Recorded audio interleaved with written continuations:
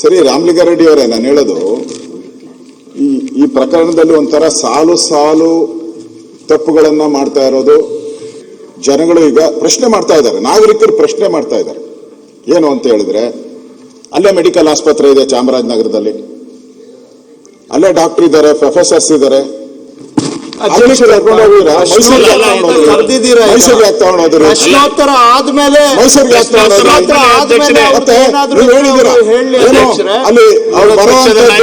ಮಾನ್ಯ ಅಧ್ಯಕ್ಷರು ಪ್ರಶ್ನೋತ್ತರ ಅವಧಿ ಅಂತ ಕರೆದಿದ್ದಾರೆ.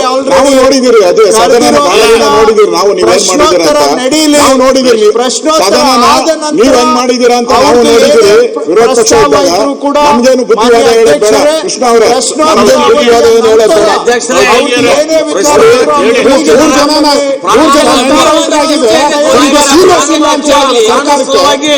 ಸೀರಿಯಸ್ ಇಲ್ಲ ಅಂತ ಹೇಳಿ 3 ಜನ ಎನ್ಕೌಂಟರ್ ಆಗಿದೆ. ಸೀರಿಯಸ್ ಇಲ್ಲ ನಿಮ್ಗೆ? ಅದಕ್ಕೆ ಹೇಳ್ತಾರೆ, ದನ ಕರ್ಕೊಂಡು ಹೋಗಿದ್ರು ಅಂತಾರೆ. ನಿಮ್ಗೆ ಸೀರಿಯಸ್ನೆಸ್ ಇಲ್ಲ. ತಮಿಳುನಾಡು ಮುಖ್ಯಮಂತ್ರಿ ಅವರು ಸ್ಟೇಟ್ಮೆಂಟ್ ಮಾಡ್ತಾರೆ, ನಿಮ್ಗೆ ಸೀರಿಯಸ್ನೆಸ್ ಇಲ್ಲ. ರೂಲ್ಸ್ ಎಲ್ಲ ಹೇಳ್ತೀರಾ, ರೂಲ್ಸ್ ಗಳೆಲ್ಲ ಹೇಳ್ಕೊಂಡು ಕೂತಿದ್ದಾರೆ. 3 ಜನ ಎನ್ಕೌಂಟರ್ ಮಾಡಿದ್ರ ನೀವು? ಎನ್ಕೌಂಟರ್ ಮಾಡಿದ್ರೆ ವಿಷಯ ಇದ್ರು ತದನಂತರ ತೆಗೆದುಕೊಳ್ಳೋದು ಇದು ಒಂದು ಸಂಪ್ರದಾಯ ಇದೆ. ಪುಸ್ತಕದಲ್ಲೂ ಕೂಡ ಅದೇ ಇದೆ. ದಯವಿಟ್ಟು ಅವರು ಸಹಕಾರ ಕೊಡ್ಲಿ.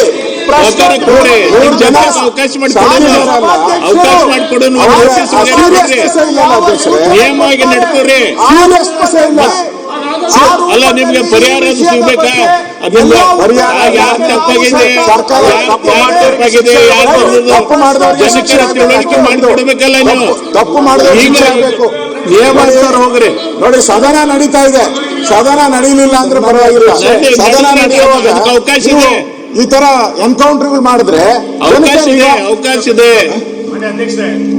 ಅಲ್ಲ, ನಾ ಈಗ ಅವಕಾಶ ಕೊಡಂಗಿಲ್ಲ. ನಾನು ಯಾರಿಗೂ ಮಾತಾಡಕ್ಕೆ ಅವಕಾಶ ಕೊಡಂಗಿಲ್ಲ. ಅವಕಾಶ ಕೊಡಂಗಿಲ್ಲ. ಅಧ್ಯಕ್ಷರೇ, ಒಂದು ಸೂಚನೆ ಇಲ್ಲ, ಕನಿಷ್ಠ ಒಂದು ನೋಟಿಸ್ ಕೊಟ್ಟಿಲ್ಲ. ಅದಕ್ಕೆ ನಾನು ನಿಮ್ಗೆ ಪದೇ ಕೇಳಿದೆ, ಒಂದು ನೋಟಿಸ್ ಕೊಡ್ರಿ. ಈಗ ಮಿನಿಸ್ಟರ್ ಸ್ಟೇಟ್ಮೆಂಟ್ ಮಾಡಿದ್ರೆ ನಿಮ್ಗೆ ಮಾತಾಡಕ್ ಬರಂಗಿಲ್ಲ. ನೋಟಿಸ್ ದಯಮಾಡಿ ಸುನಿಲ್ ಅವ್ರೆ, ದಯಮಾಡಿ ನಿಮ್ಗೂ ಎಲ್ಲ ಕಾಯ್ದೆಯನ್ನ ಮಾನ್ಯ ಅಧ್ಯಕ್ಷೆ, ನಾನು ನಿಯಮದ ಪ್ರಕಾರ ನಿಮ್ ಗಮನ ಸೆಳೀತಾ ಇದ್ದೀನಿ. ಮಾನ್ಯ ಸಚಿವರು ಸ್ಟೇಟ್ಮೆಂಟ್ ಮಾಡಿದ ನಂತರ ನಿಯಮದಲ್ಲಿ ಏನ್ ಹೇಳ್ತಾ ಇದೆ? ಮಾನ್ಯ ಸಚಿವರು ಸ್ಟೇಟ್ಮೆಂಟ್ ಮಾಡಿದ ನಂತರ ರಾಜ್ಯಕ್ಕೆ ಸಂಬಂಧಿಸಿದಂತೆ ಹೆಚ್ಚಿನ ಮಾಹಿತಿಯ ಪಡೆಯುವ ಉದ್ದೇಶಕ್ಕಾಗಿ ಪ್ರಶ್ನೆಗಳನ್ನು ಕೇಳಲು ಸದಸ್ಯರಿಗೆ ಅನುಮತಿ ನೀಡಬಹುದು ಅಂತೇಳಿ ನಿಯಮಾವಳಿ ಪುಸ್ತಕ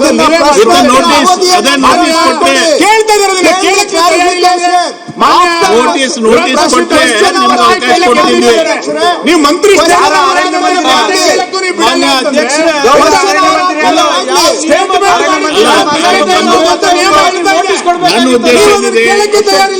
ನನ್ನ ಉದ್ದೇಶ ಏನಿದೆ, ಯಾರಿಗೆ ನ್ಯಾಯ ಸಿಗಬೇಕಾದ್ರೆ ಒಂದ್ ನಿಮಿಷ ಯಾರು ಕೊಡಕತ್ತಿಲ್ಲ.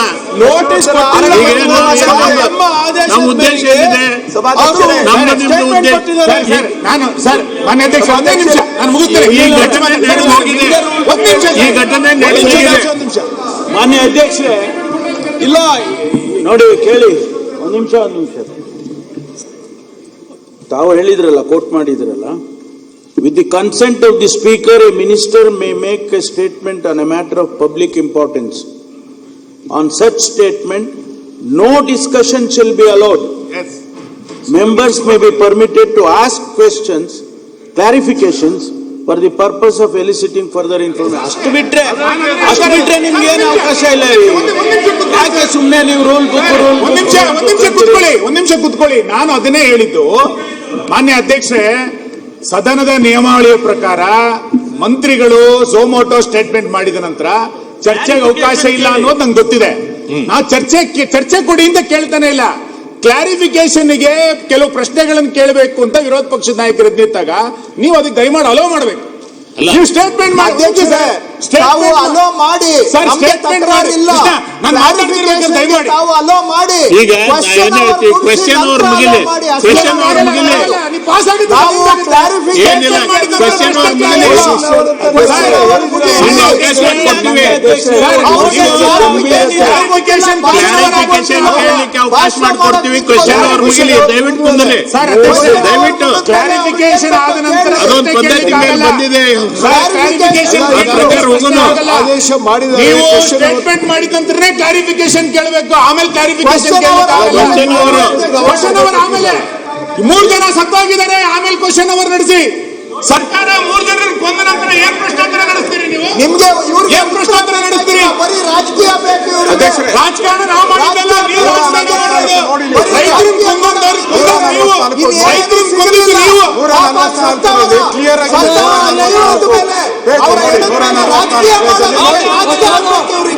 ಆಗಿದೆ ಅದು. ಅದರಲ್ಲಿ ಪ್ರಾಣವಾದವ್ರ ಮೇಲೆ ರಾಜಕೀಯ ಮಾಡ್ತಾ ಇದ್ದಾರೆ. ರಾಜಕೀಯ ಆಗ್ಬೇಕು ಇವರಿಗೆ.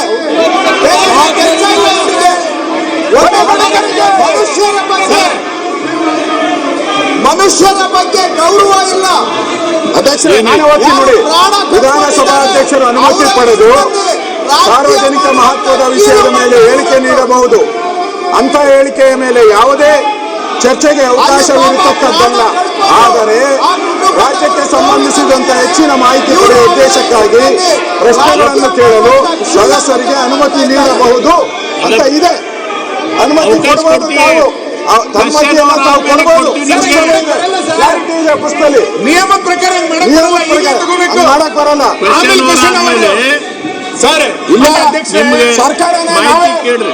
ಸರ್ಕಾರನೇ ನಾವೇ ಎನ್ಕೌಂಟರ್ ಮಾಡಿದ್ರಿ ಅಂತ ಹೇಳ್ಬಿಡಿ, ಬಿಟ್ಬಿಡಿ. ನನಗೆ ಹೇಳ್ಬಿಡ್ಲಿ, ಸರ್ಕಾರನೇ ನಾವೇ ಹೇಳಿದ್ರಿ ಎನ್ಕೌಂಟರ್ ಮಾಡಕ್ಕೆ ಅಂತ ಹೇಳ್ಬಿಡ್ಲಿ, ಬಿಟ್ಬಿಡ್ಲಿ. ನಾಚಿಕೆ ಆಗಲ್ಲ ಅವ್ರಿಗೆ. ಅಲ್ವಾ, ತಮಿಳ್ನಾಡು ಮುಖ್ಯಮಂತ್ರಿ statement ಮಾಡ್ತಾರೆ ಅಂದ್ರೆ ಅದಕ್ಕೆ ನಾಚಿಕೆ ಇಲ್ಲ. ಚರ್ಚೆ ಮಾಡಿರಲ್ಲ ಅದ್ರ ಬಗ್ಗೆ ಬರೀರಿ. ಕ್ವೆಶ್ಚನ್ ಕೇಳಿ ನಮಗ್ ಬಿಟ್ಬಿಡಿ.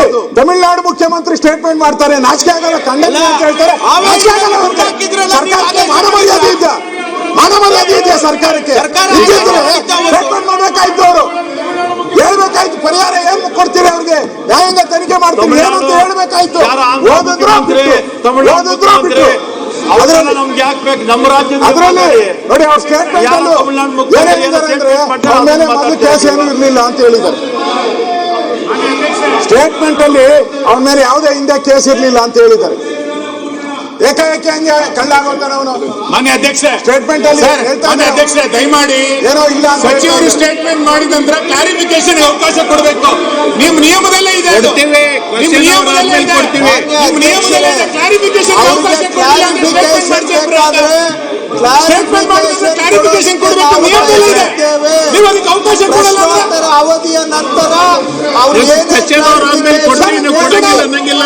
ಸರ್, ಅದು ಮಾಡಕ್ ಬರಲ್ಲ ಸರ್. ಇಲ್ಲ.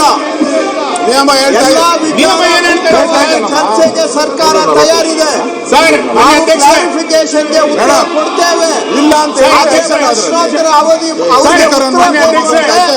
ನಿಯಮ ಏನ್ ಹೇಳ್ತಾ ಇದೆ? ನಾವು ಮಾನ್ಯ ಅಧ್ಯಕ್ಷರೇ, ನಾವು ನಿಯಮ ಬಿಟ್ಟು ಏನೋ ಬೇರೆ ಕೊಡಿ ಅಂತ ಕೇಳ್ತಾ ಇಲ್ಲ. ನಾವು ಕೇಳ್ತಾ ಇರೋದು ಸಚಿವರು ಸ್ಟೇಟ್ಮೆಂಟ್ ಮಾಡಿದ ನಂತರ ಕ್ಲಾರಿಫಿಕೇಶನ್ ಅವಕಾಶ ಕೊಡಿ. ಕ್ವೆಶ್ಚನ್ ಪ್ರಾರಂಭ ಮಾಡಿ ಹೇಳಿದ್ದೇನೆ. ಈ ಕ್ವೆಶ್ಚನ್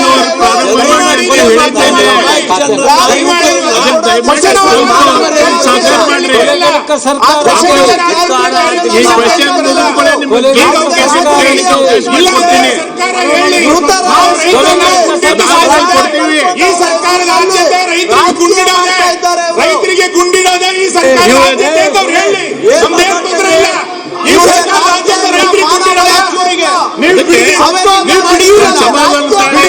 ಲಾಠಿ ಚಾರ್ಜ್ ಮಾಡ್ತೀರಿ, ಅವ್ರ ಮೇಲೆ ಕೊಲೆ ಮೊಕದ್ದಮೆ ದಾಖಲಿಸ್ತೀರಿ, ಇಲ್ಲೇ ಎನ್ಕೌಂಟರ್ ಮಾಡ್ತೀರಿ, ವಿದ್ಯಾರ್ಥಿಗಳಿಗೆ